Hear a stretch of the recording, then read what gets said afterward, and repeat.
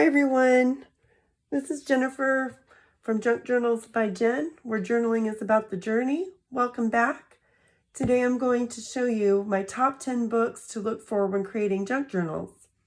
I'm not telling anyone that it's necessary to buy a bunch of books in order to make junk journals, because it isn't, but these are some of the top ones that I enjoy using in my journals. So let's get started. Number 10 are what I call gift books. And these are the little books of poems, quotes, or anecdotes that are often given as gifts. They are great to pull out pages and use as ephemera just as they are. I've got here 3 of them, and one of them is God's Little Instruction Book for Couples, Love Notes from My Heart to Yours, and The Pocket Power of Performance. Now, they're all very different, but if you look at this like Love Notes, for example, it says here on this one, always be willing to listen and slow to speak. Do not become angry easily. And that would be great to just take that out, fold it up, and put it in a tuck spot. And you've got some instant ephemera. This one here, this Pocket Power of Performance, I've used this in a gentleman's journal before, and actually torn out the pages. It says technology is not a replacement for hard work. And I actually tore out the pages and cut out the quotes and put those in, glued them right into the journal or right onto the bookmark or whatever. And it makes some great ephemera. So I really enjoy these. And you can see I got this Love Notes one for 79 cents. And I think I got it for less than that because it was on sale that day at Goodwill.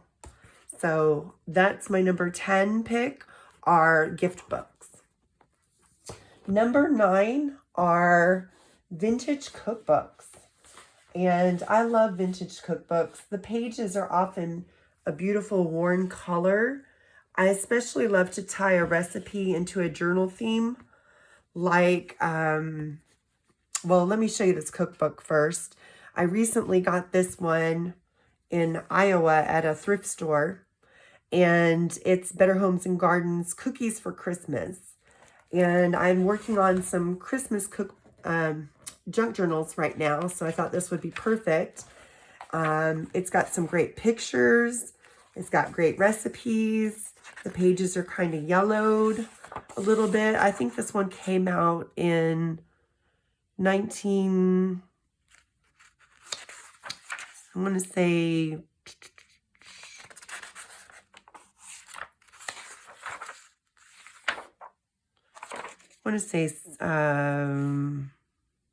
85. So it's not that old, but it's still got some good recipes in it. And then I wanted to show you one that I had used recipes in this Christmas journal.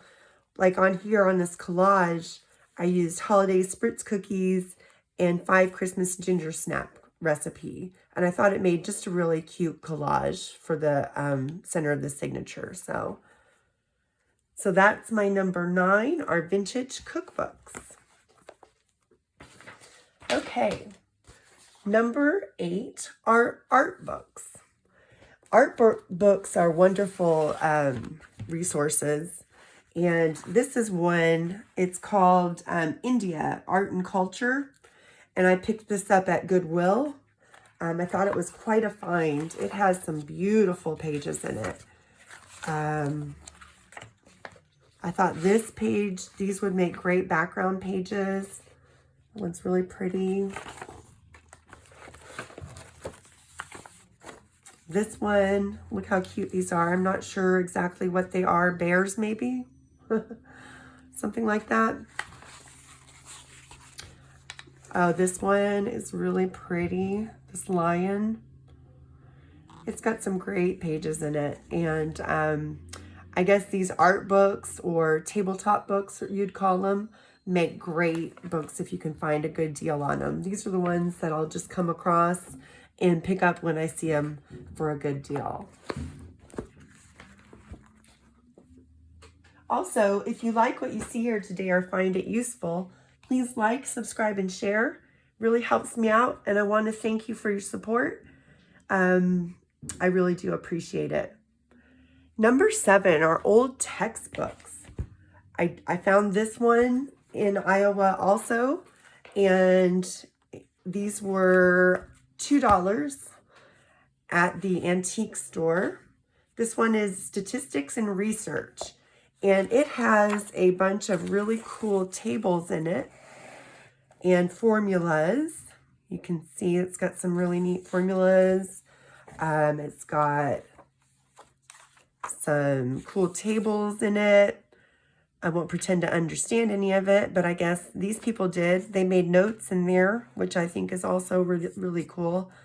These make great, you know, some great ephemera out of this. And I thought for $2, wow, what a good deal that was. So old textbooks can make some really interesting ephemera if you come across them. So keep your eyes peeled for that. This one was from Iowa State, and it was actually printed in 1963 from the Iowa State University Press. Number 6 are dictionaries. And I've got one here. This is an old dictionary, Webster's New World Dictionary. This one was first published in 1953. So it's a pretty good old one. I like that. I like the papers, how they feel. They've got a different feel to them than other books. Kind of that thin feeling to the paper. I like to use these as ephemera, like tearing them and putting them on tags.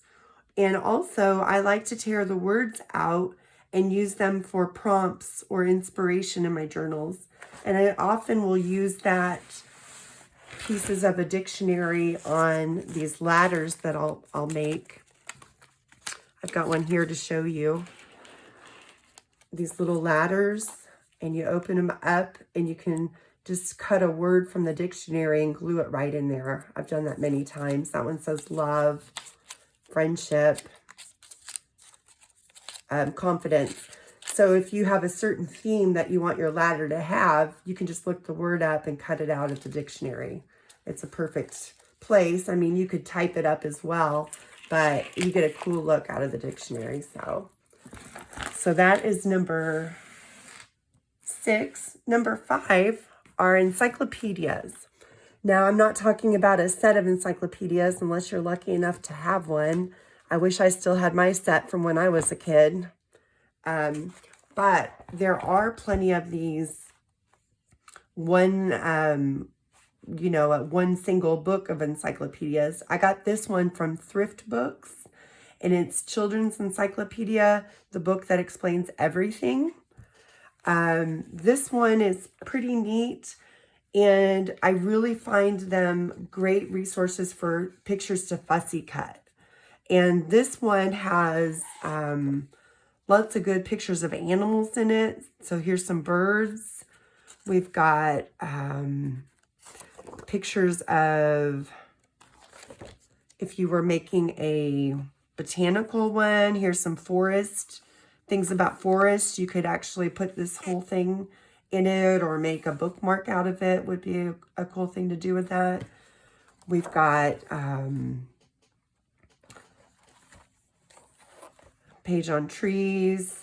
So yeah, lots of cool things. I've also got encyclopedias on horses, encyclopedias on animals. So number 5 are encyclopedias.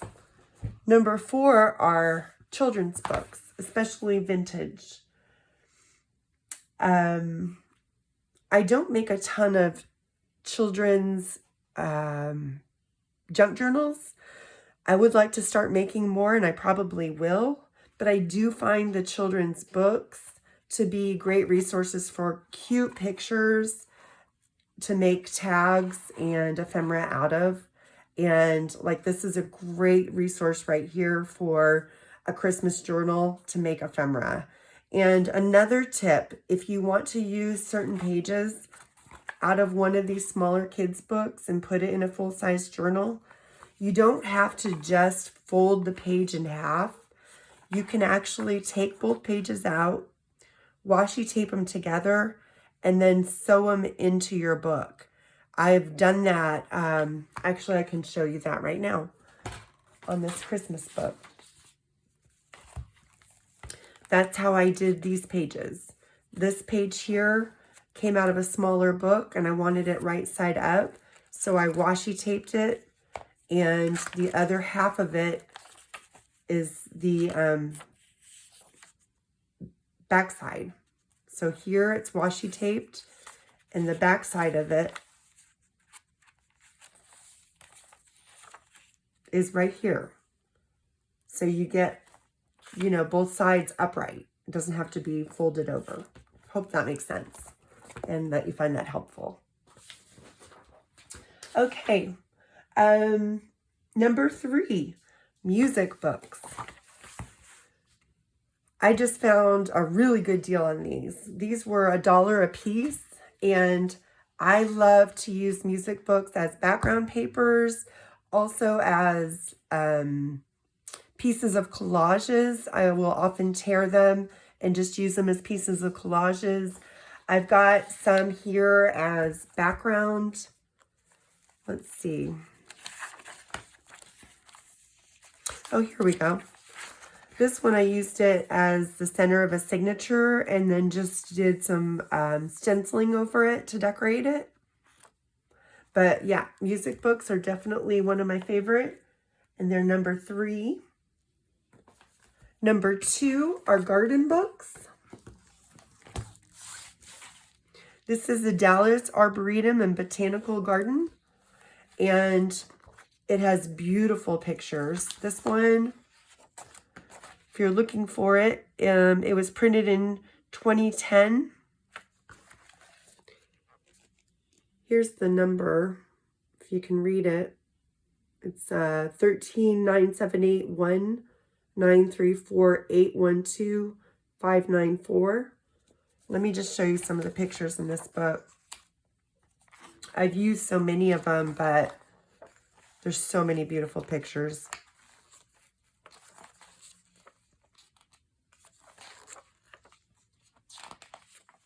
And I did get this off Thrift Books. It was just a few dollars. Oh, it was worth it. Look at that. Isn't that beautiful? Great background pages. Great embellishments. Oh, look at that. I love using garden books. I use them a lot. And then my number 1, drum roll please, favorite type of book to use are field guides. I actually fussy cut the bird from yesterday's video out of this field guide. It is Stokes' Beginner's Guide to Birds. You can get field guides on birds, butterflies, bugs, you name it. And they'll have, you know, lots of information on it. You can pull out the whole page. You can just fussy cut, and I've fussy cut lots of birds out of here. Here's the tag we made yesterday, and this is a bird that came out of it. So there you have it. That's my number 1 favorite type of book to use, field guides. So there you have it, my top 10 types of books to use in making junk journals. I hope you found it helpful or at least entertaining. Remember, journaling is about the journey. Take care until next time. Hope you all have a great week. I'll talk to you soon. Bye, guys.